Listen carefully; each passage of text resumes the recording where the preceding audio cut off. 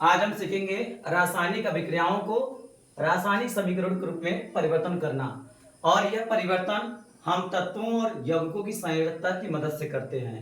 और ये class 10th के विद्यार्थियों के लिए एग्जाम में इससे रिलेटेड 2 नंबर और 3 नंबर बन जाते हैं। तो हमारा एक एक नंबर यदि कहीं से जुड़ता है तो भी हमारा सिलेबस कंप्लीट कराता है।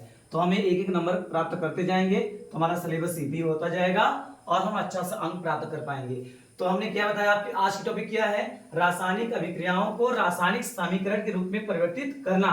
और यह परिवर्तन हम तत्वों और यौगिकों की संयोजकता की मदद से करते हैं। तो आपको इस टेबल में हम आपको दिखा दिए हैं, तत्व का नाम, संकेत, संयोजित होने पर नाम, मतलब हम जोड़ देते हैं। मतलब अकेले रहता है तो उसका नामकरण कुछ और होता है तत्व का, लेकिन जब वह किसी यौगिक के साथ जुड़ जाता है तो उसे हम अलग नाम देते हैं। तो वह है, हाइड्रोजन जुड़ेगा तो हाइड्रेट रहेगा, सोडियम है तो सोडियम रहेगा, मैग्नीशियम है तो मैग्नीशियम ही रहेगा, आपका पारा है तो Hg है। इसके देखिए 2 है, हम बता रहे हैं जिस तत्व की 2 संयोजकताएं होती हैं उनमें हम 2 तरीके से जोड़ते हैं। जिसकी संयोजकता जैसे मान लीजिए +2 है और एक +3 है, जैसे जितना या हम कह रहे हैं एक +3 है और एक +4 है। तो जिसकी संयोजकता अधिक रहेगी उसमें हम जोड़ते हैं ईक शब्द, और जिसकी संयोजकता कम होती है उसमें जोड़ते हैं अस। जैसे कि हम बता देना चाहते हैं, जैसे हम लेते हैं कापर ले लिया, कापर की Cu होती है। अब इसकी संयोजकता +1 और +2 होती है। जब हम प्लस और 1 2 करेंगे तो जिसकी संयोजकता कम तो उसमें हम जोड़ेंगे अस, और जिसकी संयोजकता अधिक जिसमें रहेगी उसमें जोड़ेंगे ई। तो इसको नाम हम दे देते हैं, एक दे देंगे क्यूप्रस, इसमें अस आ गया, और एक में नाम देंगे क्यूप्री, इसमें ईक आ गया। तो इस प्रकार से नाम हम देते हैं। चलिए आगे हम बढ़ते हैं, इसे आप लोग ध्यान रखेंगे। तो चलिए बिना विलंब किए हम आगे बढ़ते हैं कि कैसे हम रासायनिक समीकरण बनाएंगे। तो पहले हम शब्द में लिख रहे हैं रासायनिक अभिक्रिया। जैसे देखिए हम लिखते हैं sodium plus sulphur, sodium plus sulphur. अब इसको हम कन्वर्ट करेंगे तो कैसे करेंगे, तो पहले सबसे पहले इनको प्रतीक के रूप में लिखिए। तो सोडियम का देखिए, अब इधर क्या बनेगा पता नहीं है, तो यह देखिए सोडियम है, तो यहां पर देखिए सोडियम का नामकरण क्या देंगे, सोडियम का सोडियम ही है, तो यहां लिख दीजिए सोडियम। तो आपने लिख दिया सोडियम। अब देखिए यहां पर सल्फर क्या है, अकेले है, इसके साथ कोई जुड़ा नहीं, तो अकेले जब है सल्फर, देखिए हम डायग्राम में जाएंगे, यहां सल्फर हमारा है, जो सल्फर का प्रतीक यस है, तो हम सल्फर में यस जाएंगे। तो इसके तत्व का सामान्य नाम में हम सल्फर दिए हैं, बट लेकिन जब ये किसी के साथ जुड़ जाता है तो इसका नाम क्या होता है, सल्फाइड। तो यहां हम लिख देंगे सोडियम सल्फाइड। ये हमारा हो गया, ठीक है, समीकरण हमारा जो है रासायनिक अभिक्रिया बन गई। अब इसे हम प्रतीक के रूप में व्यक्त करेंगे तो बस हमें यही मिलेगा मदद। तो देखिए सोडियम का प्रतीक क्या है, सोडियम का प्रतीक देखिए हमें Na है, तो आप बस बिना विलंब किए यहाँ Na लिखिए, Na हो गया। अब प्लस का सिंबल है, प्लस करिए। अब इसके बाद सल्फर, देखिए सल्फर का प्रतीक क्या है, यहाँ पर आइए, सल्फर का प्रतीक यस है, तो यहाँ पर लगाइए यस। अब आप एरो का चिन्ह दे दीजिए। अब भैया क्या बनेगा पता नहीं है, तो आप सीधे कहते हैं सोडियम सल्फाइड, आप लिख दोगे क्या, NaS। ये क्या सही है, नहीं, ये रॉन्ग है हमारा, ये गलत है हमारा। अब इसको बनाएंगे कैसे, आप बेहिचक कोई भी संख्या, बस आप जैसे इसमें प्रतीक देख रहे हैं आप वैसे ही इसको प्रतीक के साथ लिखेंगे। Na है तो Na यहां लिख लीजिए, ये रफ कार्य है, ये आपके लिए रफ कार्य है। आप परीक्षा में ये सब चीजें नहीं लिखेंगे, बस आप इससे रफ कार्य करके इसमें सही से लिखेंगे। रफ कार्य आप देखेंगे Na, आप यहां लिख दीजिए क्या, यस।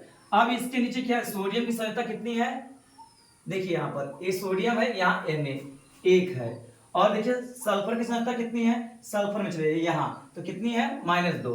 तो यहाँ -2 प्लस 2 से मतलब नहीं है, प्लस माइनस हमेशा क्रिया करते हैं अभिक्रिया में। तो देखिए अब हम इसका क्या करेंगे, 3 मल्टीप्लाई कर देंगे, इसका इसमें हम संयोजकता से मल्टीप्लाई कर देंगे, इसकी इस संयोजकता, मतलब आपस में जो संयोजकता होगी कन्वर्ट हो जाएगी, मतलब बदल जाएगी। तो 2 का इसमें, जब 2 का मल्टीप्लाई करेंगे तो आप गुणा करते हैं तो 2 यहाँ बगल में नहीं लिखेंगे, जो लिखेंगे इसके नीचे की तरफ लिखेंगे, तो हम यहाँ हो जाएगा Na2 हो जाएगा। और इसके बाद हम एक गुणा इसमें कर देंगे तो केवल यस हमारा हो जाएगा। तो हमें क्या मिल गया, Na2, और यहाँ हो गया S। तो अब इसका नाम हो गया क्या, सोडियम सल्फाइड। लेकिन कभी भी आप समीकरण जब भी लिखेंगे तो संतुलित समीकरण लिखिएगा। हम इसके बाद अगला वीडियो बनाएंगे संतुलित समीकरण में, बताएंगे आप लोगों को। पहले यहाँ देख लीजिए, यहाँ सोडियम कितना है 2 है और यहाँ कितना है 1 है, तो पहले यहाँ हमें 2 कर देना है। अब देखिए 2 यहाँ कर दिए, 2 यहाँ हो गया, सल्फर 1 सल्फर 1, हमारा ये समीकरण क्या है, इक्वल है, बैलेंस है। तो आप इस प्रकार से हमेशा जब भी एग्जाम में लिखेंगे तो संतुलित समीकरण के साथ अभिक्रिया लिखेंगे, नहीं तो आपका रंग बना जाएगा और नंबर कम हो जाएगा। और आगे चलते हैं, हम लेते हैं जैसे हम ये लिख दिया है ferrous plus chlorine, ferrous plus chlorine. अब इसको क्रिया करा देंगे, तो फेरस है तो फेरस का नाम देखिए क्या है, देखिए अब हम ले आएंगे लोहा आयरन, इसे हम फेरस और फेरिक कहते हैं, तो हमें फेरस का नाम लिया गया है। तो फेरस में क्या लिखे हैं, Fe लिखे हैं, तो आप यहाँ जो भी है फेरस लिखिए, तो यहाँ लिख दीजिए फेरस।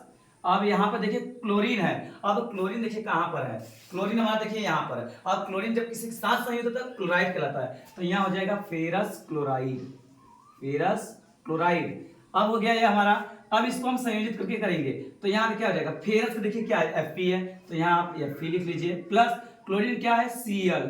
अब देखिए क्लोरीन जो होती है वो अणु के रूप में लिखा जाता है, तो इसलिए हम यहाँ क्या करेंगे Cl2 कर देंगे कि ऑक्सीजन जो ये होती है, ठीक है, क्लोरीन की गैस के रूप में लिखते हैं, तो यहाँ Cl2 कर देंगे। जब ये रिएक्शन कर देंगे तो हमें देखिए क्या मिलता है, अब फेरस है, अब यहाँ फेरस करा है Fe ले लीजिए, और यहाँ देखिए यहाँ लिखा है Cl2, तो आपको 2 4 6 8 10 जो भी रहे इस संख्या से मतलब नहीं। तो क्लोरीन का देखिए यहाँ पर सिंबल क्या है, केवल Cl है, तो यहाँ आप केवल Cl ही उतारेंगे, ठीक है। अब इसके साथ देखिए फेरस, अब फेरस का है तो देखिए यहाँ पर लोहा है, अब फेरस देखिए यहाँ और फेरिक लिखा है, फेरस है तो 2 और फेरिक है तो 3, तो लिया है फेरस, तो आप लिखिए यहाँ पर 2 और क्लोरीन, अब क्लोरीन कितना है संयुक्ता 1, तो यहाँ लिख दीजिए 1। अब पुनः आप 3 मल्टीप्लाई कर दीजिए, अब जब 3 मल्टीप्लाई कर देंगे तो हमें क्या मिल जाएगा FeCl2। अब देखिए फेरस 1 फेरस 1, क्लोरीन 2 क्लोरीन 2, ये हमारी अभिक्रिया क्या हो गई, बैलेंस हो गई है, ठीक है ना, संतुलित रासायनिक समीकरण हो गया है। आप इस तरह आगे चलते हैं, हम लेंगे मान लीजिए हम लेते हैं Ca, आप कैल्शियम प्लस हाइड्रोक्साइड, हाइड्रोक्साइड, अब ये क्या बनाएगा पता नहीं है, तो कैल्शियम देखिए इसमें तो कैल्शियम का लिख नहीं पाए हैं, तो आपको कैल्शियम का बता देते हैं। कैल्शियम का प्रतीक Ca होता है, ठीक है, आपको बता दें कैल्शियम का प्रतीक Ca होता है, और इसका जो नाम होता है दोनों का वो कैल्शियम ही होता है, ठीक है, इसको कैल्शियम लिखते हैं, इसकी संयोजकता +2 होती है। कैल्शियम को Ca लिखते हैं, इसकी संयोजकता +2 होती है। तो ये हो गया, आप ये ध्यान में रखिएगा।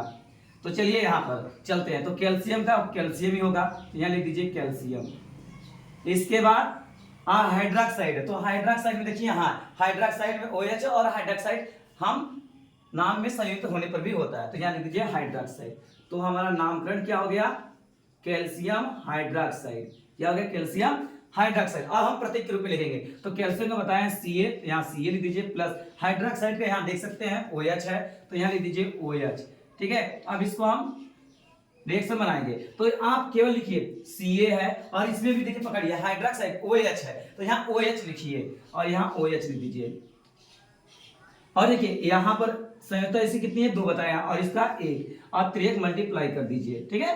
तो आप 3 मल्टीप्लाई कर देंगे, देखिए ये OH, आप बगल में यहाँ 2 नहीं लिखेंगे, जब भी लिखेंगे इसके बेस के नीचे लिखेंगे, यहाँ 2 लिखेंगे, ठीक है। तो हमें कैल्शियम का मिल गया Ca, तो हमें मिल जाएगा क्या Ca कोष्टक में OH का, ये हम बोलेंगे ट्वाइस, ये हमारा हो गया OH का ट्वाइस, ठीक है, तो इसे बोलेंगे कैल्शियम हाइड्रोक्साइड, ठीक है, ये दोनों के साथ मल्टीप्लाई हुआ है। अब देखिए बैलेंस करेंगे, तो यहाँ देखिए ऑक्सीजन जब इसमें गुणा हो गया तो ये दोनों में मल्टीप्लाई हुआ है, तो 2 का गुणा ऑक्सीजन में, 2 का गुणा हाइड्रोजन भी, तो